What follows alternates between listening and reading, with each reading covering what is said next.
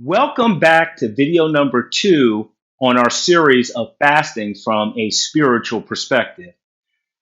Before we jump in, let us ask the question, what is the purpose of regular fasting? I mean, surely God doesn't want his people to suffer and be denied anything, right? Well, when we search the scriptures, Isaiah 58 and 6 teaches us that fasting breaks strongholds. Those are our bonds to things that we really should let go of. In other words, our addictions. Now, it's not limited to immoral things like drugs or pornography. It can be the things that we feel are harmless time wasters. Addictions to Facebook or Instagram, TV news, negative emotions like anger or depression, compulsions like shopping and gambling. Whatever takes your time, energy, or focus off of God, if you're turning to those things instead of to God, you're allowing a stronghold to have power over you. A serious addiction or an acceptable addiction, it's all the same to God. Now let us think about prayer. What is prayer? What is it really? Well, to think about it, it means to pray. What does it mean to pray? It means prayer is a earthly license for heavenly interference. Let me say that again. Prayer is giving God license to interfere in our affairs through our agency of faith. God will not do on earth what we don't believe he can do according to our belief. So prayer is not an option, therefore, it's a necessity. Now let's talk about fasting. I had a young brother I was coaching ask me a really great question. Does God really notice, or does he care if I do without food when there's so many more important things for him to worry about? Well, first, let's clarify that idea that fasting is just about food. It may not be appropriate for people with chronic illnesses who require an adjustment to their dosage of medication to go without food. So before you turn off this video, because you have a medical condition, you're not off the hook because there are so many different types of fasting, and people tend to only think about fasting in the terms of dietary fasting. So let me say this, the loosest definition of fasting is just to go without. So there are many types of fasts available to the believer from age 8 to 108. Anyone can partake. So if you have a health challenge that requires medical intervention, or your present condition may require that you take certain medication to keep certain balances in your body, please obey your doctor.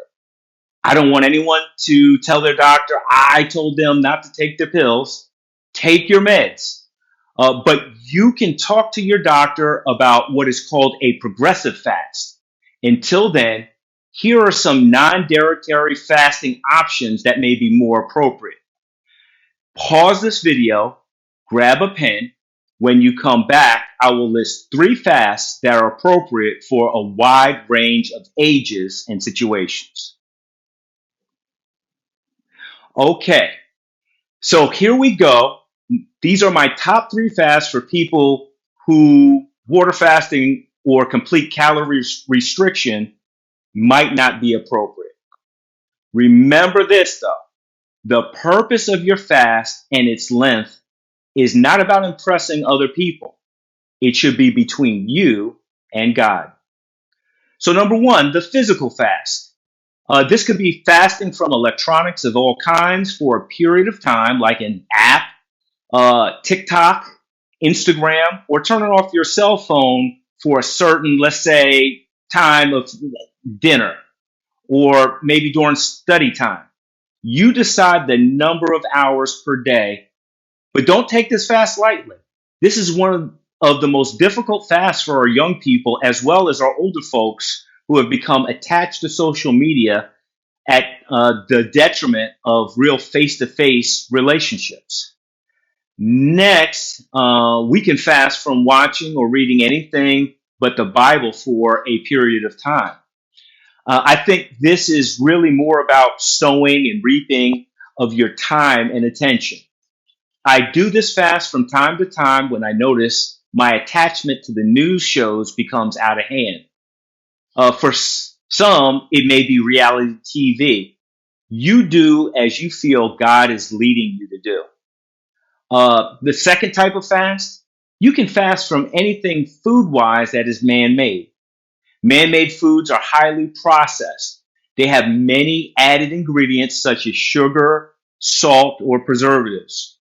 Ultra processed foods contain additives like artificial colors and flavors.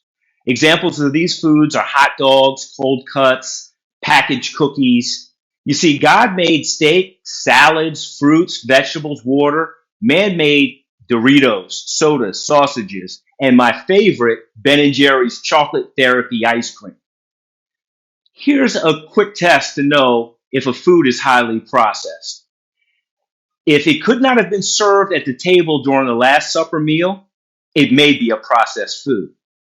Now, I don't know exactly what Jesus ate at that evening. I doubt he had pizza and potato chips with a Pepsi to wash it all down. I'm just saying. Let me give you a bonus fast. You can fast from anything chewable. This is a liquids only fast. Drinking your nutrients to sustain you. Green smoothies, protein shakes, bone broth, vegetable broth soup. This type of fast may be on the edge when it comes to the need for a medical green light and a go ahead from your doctor if you have a medical condition. It is important to keep your calories up to the level that you're used to, which requires a little bit of planning. But I've personally used this type of fast for as long as 11 days to get centered and my mind fixed on God. And as a side benefit, it helped me break my addiction to fast food. And I had to be honest with myself. If Burger King was my king, how could Jesus be? See, during that fast, I realized how much time I spent thinking about food over the course of my life. Some days I would wake up with breakfast, lunch, and dinner on my mind, even before I uttered my morning prayer from my lips. I thought more often about buffalo wings than God's blessings, more about sandwiches than salvation. I could seek God or seek food, but I couldn't seek both at the same time. You see, fasting does not necessarily take the desires away, but it will give you just enough strength so that you can face the distractions, and it's going to allow you to do what's required when you're seeking your personal healing. Now, it's always amazing to me how my senses are heightened to amazing levels while fasting. It's been proven scientifically on a physiological level that fasting increases your ability to smell, taste, and even hear. I promise. It seems like I can smell baking bread in another county when I'm on a fast. Food tastes better, richer, more satisfying when fasting regularly. Even hearing is heightened to the highest point. And I'm going to discuss more of that in the next video about hearing the whispers of God by turning down the plate and turning up the voice of God through fasting. I'll cover more about that, how to start a successful fasting process, and I will also discuss some of the hurdles that you might face. But until next time,